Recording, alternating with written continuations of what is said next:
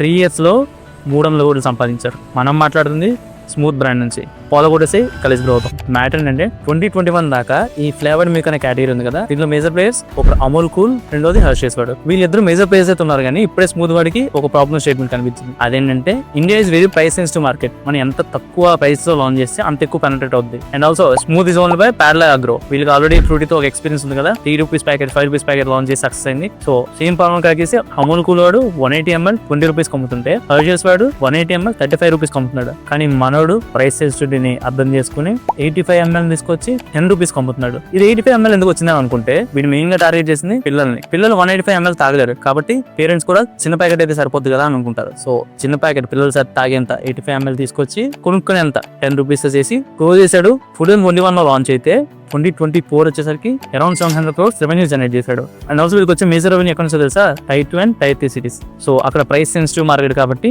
మంచిగా వర్కౌట్ అయింది. ప్రస్తుతం అయితే హర్షీస్ లో కానీ అమూల్ లో కానీ 10 రూపీస్ కే ప్యాకెట్ లేదు, కానీ వీళ్ళు కూడా మెల్లగా వస్తారు. ఎందుకంటే మార్కెట్ గ్రో అవుతుంది కదా, కస్టమర్ ని ప్రొడక్ట్ డిసైడ్ చేస్తుంది. ఇలా మరింత కోసం ఫాలో పడండి. ఫాలో పడకపోతే మళ్ళీ మనకు చూడలేదు.